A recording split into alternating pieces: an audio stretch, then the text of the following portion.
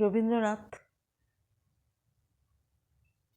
যত পড়ছি, যত তার গান গাইছি, যত ভেতরে ঢোকার চেষ্টা করছি, তার অন্তর্নিহিত ভাবকে খুঁজে বেড়াবার চেষ্টা করছি, তত কত রকমভাবে যে ধরা পড়ছে রবীন্দ্রনাথের গান আমার চোখে,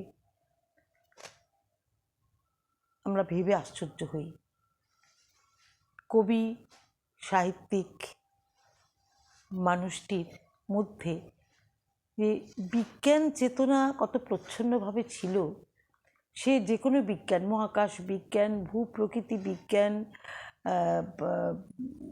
পদার্থবিদ্যা, রসায়ন, জীবন বিজ্ঞান কিছুই তার কিন্তু দৃষ্টি থেকে বাদ যায়নি এবং বিভিন্ন গানে তার আমরা প্রকাশ দেখতে পাই। আজকে একটি গান গাইতে বিচিত্র পর্যায়ের গানটি মনে এলো। এই গানটি দেখলাম ভূপ্রকৃতি বিজ্ঞান। আমরা জানি জলাশয় থেকে সূর্যকিরণে বাষ্পীভূত হয়ে মেঘ হয়ে সেই জল বায়বীয় হয়ে আকাশে উঠে যায় এবং মেঘের সঞ্চার করে। যখন সেটা কাজল মেঘে রূপান্তরিত হয়, তখনও মাটি চেয়ে চেয়ে দেখে তার সেই কাছের ধনকে। যার বুকের মাঝে সেই জলটি ছিল, সে এখন অনেক দূরের মানুষ, দূরের ধন হয়ে গেছে। কিন্তু যখন আবার বর্ষাকালে বজ্র বিদ্যুৎ সহ সেই কাজল মেঘ যখন বৃষ্টি হয়ে ধরার বুকে পড়ে, তখন সেই তার কাছের ধন আবার তার কাছেই ফিরে আসে। রবীন্দ্রনাথ প্রথমে বলছেন যে যখন চলে যাচ্ছে মাটি পায় না পায় না পায় না তাকে, শেষে বলছেন যখন চলে এলো তারই কাছে ধরা দিল, মাটি পায় রে পায় রে পায় রে তাকে। একটু একটু করে গানটি গেয়ে অর্থটিকে উন্মোচন করার চেষ্টা করি।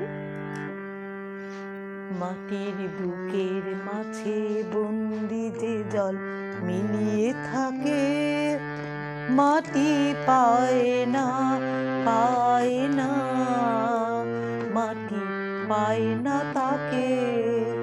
মাটির বুকের মাঝে বন্দি যে জল মিলিয়ে থাকে,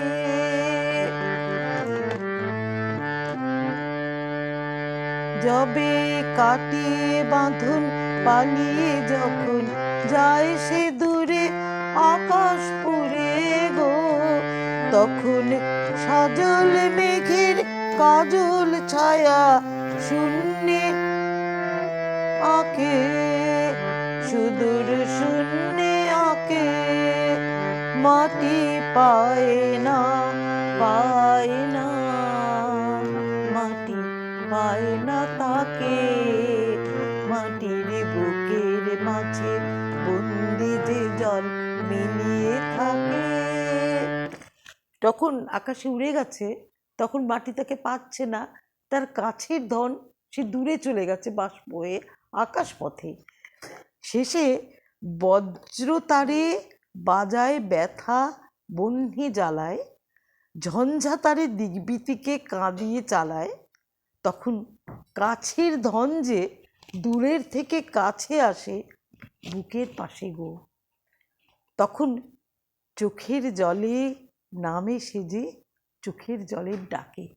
এই যে বিরহ, মাটির বিরহ, সেই তার বুকের মাঝের যে জল সে যখন দূরে চলে গেছে, সেই বিরহ ব্যথায় মাটি চোখের জল ফেলছে, তখন আকাশ থেকেও সেই চোখের জলের মতোই জোরে পড়ছে এবং মিলিয়ে যাচ্ছে। তখন মাটি পায় রে পায় রে, মাটি পায় রে তাকে।